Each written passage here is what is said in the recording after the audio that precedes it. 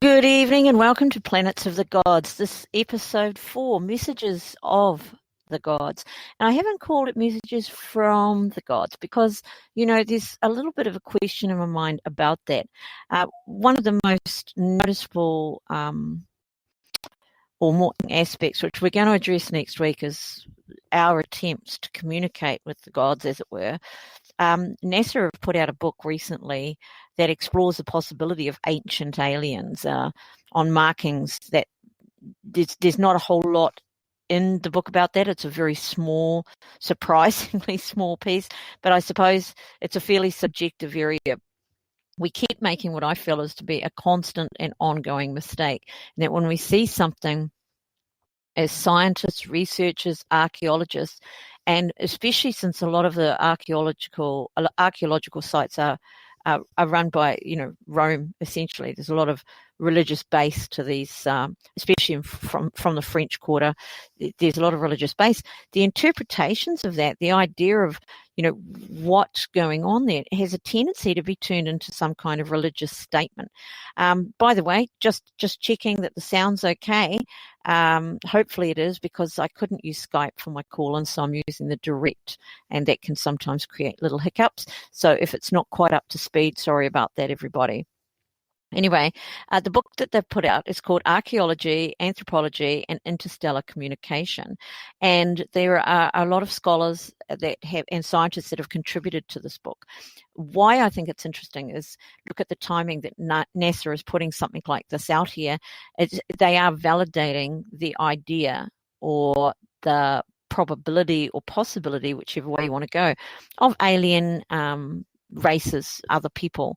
And of course there's a lot of money spent in trying to put a signal out there, and it has been going and spending it for a very long time. So if there was a non-belief in scholarly circles of UFOs, the truth is none of this money would be spent. So there's definitely a belief. I'm going to quote a little bit about from this book, because the contributing scholars are just definitely not shy about being clear that there is something that we're trying to do and get, and we believe it's there. So they're not saying we believe there are aliens out there. They're saying there are aliens out there. The interesting aspect becomes, what have their interactions been with us in the past? What is their interaction with us? Can we communicate? How far away are they? And that's probably the bigger question that's addressed in this book. Actually, the larger question is, what kind of distance are we talking about here? And by our understandings of speed of light or traveling, there could be hundreds, if not thousands of years for a communication to reach us, based, please note, on our understanding. But anyway, I'll quote a little bit. This is the only part that they talk about marking the earth, if you like. Consider again, therefore, the desire of establishing symbolic linguistic communication with ETI, that is extraterrestrial intelligence, EI. It is helpful to review some parallels from human existence that posed problems for us today. One of these is rock art, which consists of patterns or shapes cut into rock many thousands of years ago. Such ancient stone carvings can be found in many countries. And then it goes on to say, we can say little, if anything, about what these patterns signify, why they were cut into rocks, or who created them. From all intents and purposes, they might have been made by aliens. And that integrates, if you like, and dashes the certainty of archaeologists who make these claims that, tribes, Inca tribes and Nazca tribes and whoever was around a few thousand years ago decided to make these larger-than-life pictures that could only be interpreted or even really seen properly from the air, and in some pretty inhospitable and remote places. We could also ask the same question. I'll go to that first image here. This is a bullseye, and it's huge, and it's carved into rock. You could ask the question, why is it on so many different parts of land? It's not just the Nazca lines, although most people are familiar with those. There are Chile, there's America, there's a number of different, we'll look at them a little bit further, but there are a number of different locations, and some of them are very high, some of them are very out of the way, and they're all in a location where wind damage can't affect them, rain, all of that. They're deliberately in spaces and places that whoever drew them was either aware or didn't care that they would never be erased. It's such a fascinating thing for me, because if it was an alien race, there's still a question of why these particular types of pictures. What were they doing? Or was it really simply, or as simple as knowing they wouldn't be able to come back, it's a sign to any other interstellar travelers to say, we were here. Now, without language, or even more importantly, as a message potentially that one day, understanding we would perhaps attain flight, that we would raise the question of why these were here ourselves. It's such a fascinating. There's no point in popping out these amazing drawings like this, the hummingbird, for example, with such huge size, for it never to be seen. This just doesn't seem a logical relevance for them. And a few thousand years ago, it would have been incomprehensible to a local person that one day we might be flying over these symbols and be able to see them. So the people, if they were human that created them, would never see them. Yet they're precise drawings. They're measured. We know that can be done because we have artists doing that all the time from the ground. They do a drawing on a piece of paper, then they get the scale for that drawing, and then they just upscale it, and then they just measure out every line, basically. It's a lot of work and effort when you are doing something so huge and you are removing pebbles or you are building stone walls. Just mind-boggling to think that a race living in an arid climate where survival itself would take about all of your time and energy, popping a pile of labourers out there, because it would take many labourers to do this. I'm talking about them standing there and doing this all by hand. It would take many labourers to do this because they're so huge and because they're precise. Just an interesting question, really. We can't say they were definitely created, these lines, the Nazca lines and the others in the world, by aliens, but it's certainly a deliberate question. Even the way that they face seems to have particular meaning. I'm going to put in the link to the book, the NASA book, right here. And even if you're listening in the recording in the archives, you can come to intuitalks.com. You can come to energy-therapies.intuitalks.com. Go to my show page and you'll find the archive. You can see the pictures and you'll see the link in the chat, and they're clickable links in the chat, even in the recorded show. And you can go and have a read of this book. It's quite fascinating. It's a little bit dry in places, but what they're showing us is a compilation of scholarly texts, articles, opinions, ideas about communication basically with aliens, a whole lot of time and energy. When we move back into the idea of a question, a message, of Nazca lines and other similar examples, messages to us really or for themselves. That's probably a question for me, not whether aliens did it, but whoever did do it, what was the message for? Even if they were done by people on Earth, was it because they had been visited and they wanted to be visited again, or they wanted to make it clear that they understood that these people were flying around? But then if you're on the ground, this becomes the next question for me, and you're doing this for somebody that's flying around because you know they can fly, then you're really talking something's definitely gone on there, whichever way it goes. I don't see any common sense in the idea that it's religious, but if you look at even the naming of these, it's kind of phenomenal as well. There is a possibility that the messages were for themselves as a reminder or directional reminder, or again, if it's a generational reminder, that is to say, if one generation's come, the next generation knows to look for these symbols to see where they have been and what they have done. They could have a special meaning for them, even though obviously a hummingbird is an earth symbol. We call it a hummingbird because what it reminds us of, not necessarily what it represents. Let's look at that as a little bit of an interesting fact. It represents a bird. It definitely represents flying. There's no doubt about that. It's possible that there was an assumption that our technological advancement would either be so slow or non-existent, or they couldn't even conceive perhaps that one day we would be flying ourselves. So maybe felt safe in leaving these big, huge geoglyphs because they knew we wouldn't be able to see them in their entirety and we wouldn't be able to understand them, even if we did see them. But that would be perhaps and has in fact proven to be correct thousands upon thousands of years after their creation. When we are thinking about the creation of it being a couple of thousand years ago, one of the scientific reasons that is they'll tell you that it's hard to define. So they'll give you maybe 2,000 years ago, and then you are or older thrown in there, which is just pretty much open. So it's not younger than that. It's not necessarily as old as it is. And we need to take that. They may have decided that it was just too far-fetched. Even think of us with flying. There was a reason that they would have something that would be discernible for them, but not necessarily for us, because we wouldn't need it. We wouldn't know about it. We wouldn't have an interest in it. Now, these things are big enough to be seen from satellite. Now, that's not to be played around with. If it's big enough to be seen from satellite, that means it's big enough to be seen from space. So it's big enough to be seen before they enter our atmosphere. Before somebody can enter our atmosphere, they can see these signs, so they can determine the best place maybe to enter, or once they've entered, where they want to go. Quite sort of a proud thing in my own mind. I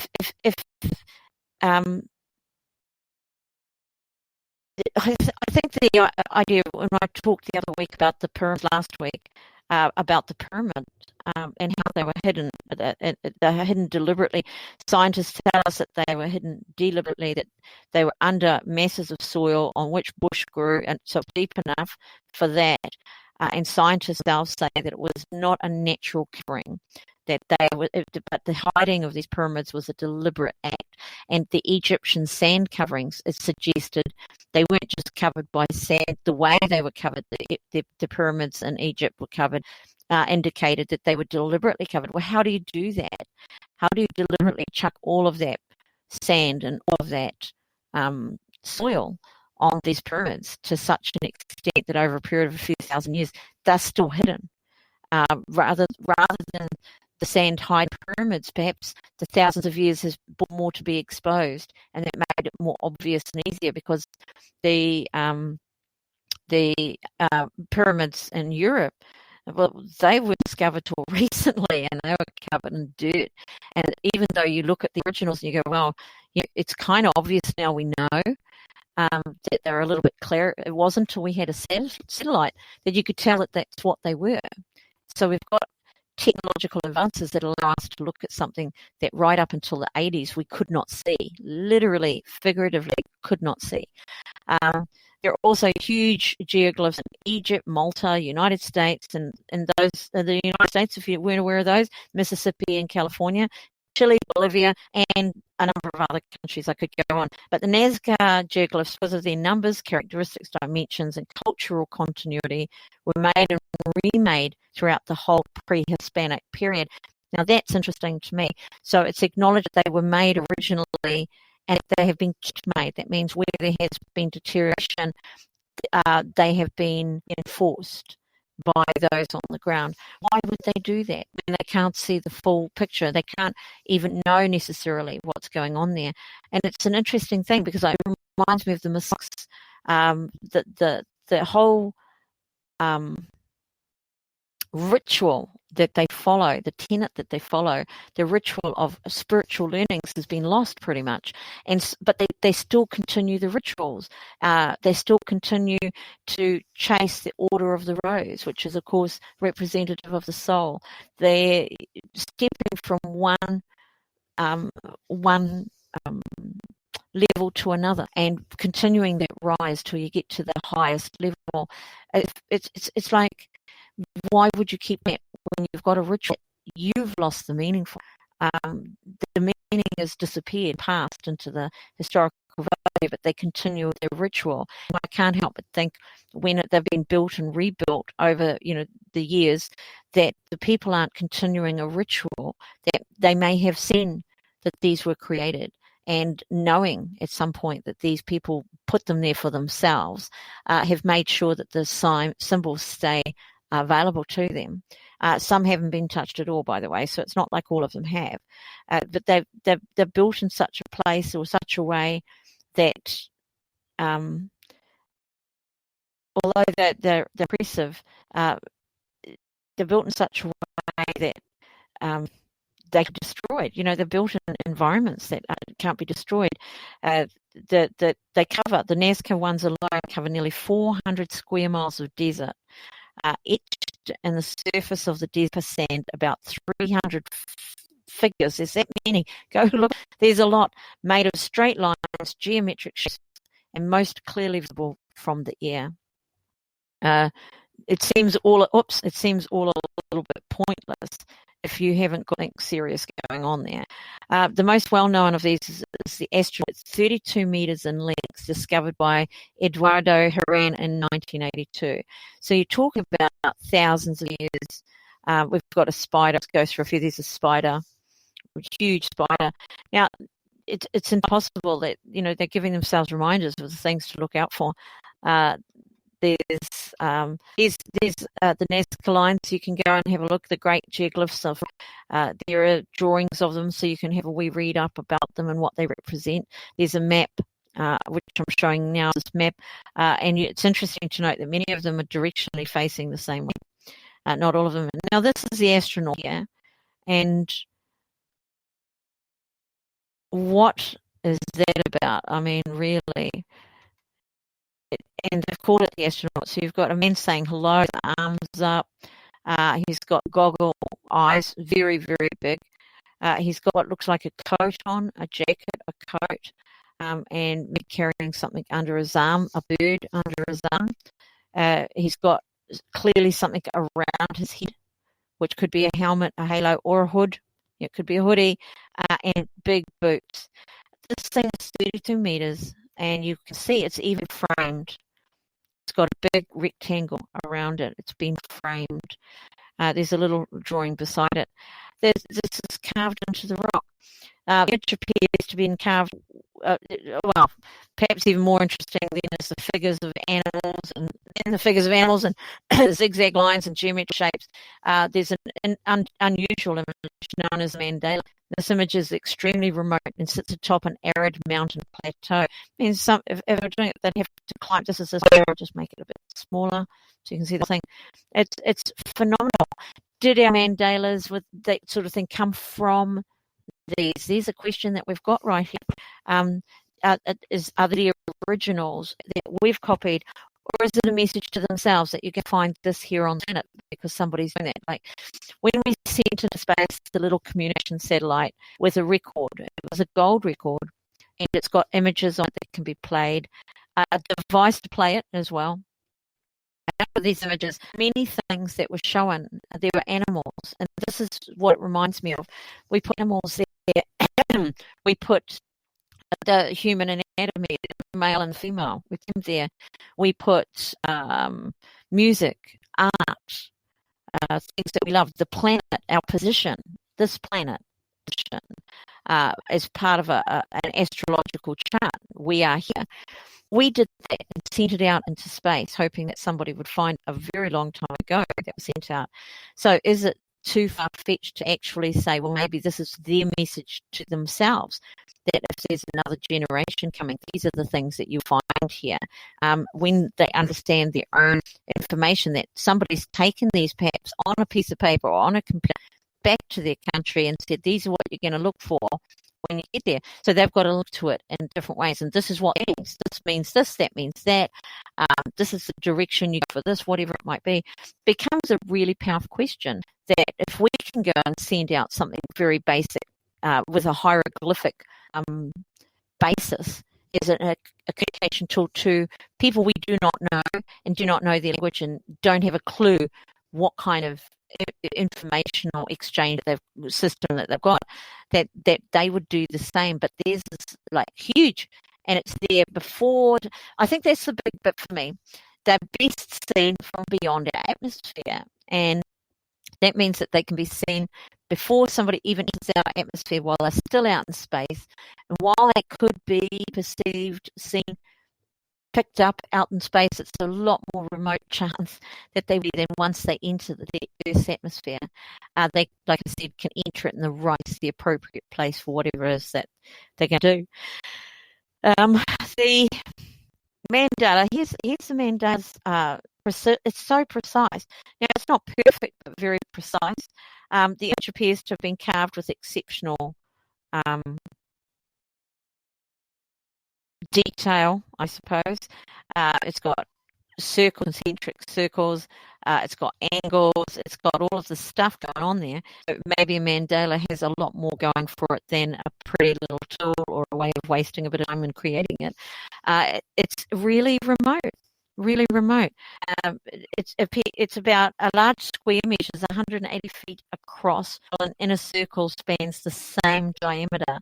Several smaller squares, about 20 feet, appear to have been etched landscape along with an assortment of strategically placed holes. You've got a situation here. You're looking at certain elements that could be compared to sacred geography. It's said that geometry. Sorry, it's said that the sacred geometry of the flower was given man by Metatron, who shared this information, and it's the basis of all that. All the Platonic solids were given, and we got this understanding of geometry. So what if that Metatron wasn't an angel as such, but an actual person who was sharing something very important? Because if all beings in the universe are made from the same geometric base, the same geometric pattern, then it's a commonality of all peoples, or all anything really, I suppose. Strategically placed holes, I mean, there's a question there as well. What is the strategy becomes a question. More than 50 giant geoglyphs formed with earth mounds and timber were found stretched across the landscape in northern Kazakhstan.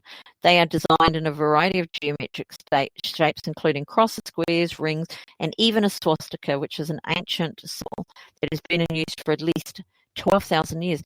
So you've got one group over here saying maybe they're 2,000 years old, and then we've got another saying, well, here's a swastika. This is the original swastika. We're not talking about the Nazi version of it, the one that's been used and used and used as a religious symbol for a very long time.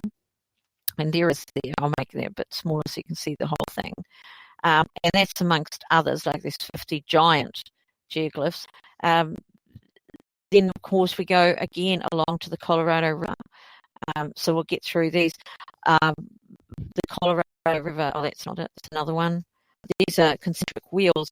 There's hundreds of them, of different varying sizes. I forgot to write where that was. We've got rock carvings on the top of a mountain. That's a photo that's been put up from satellite. That's how big they are. What can you say about that? This is the Colorado River, and these are two of the geoglyphs alongside the Colorado River.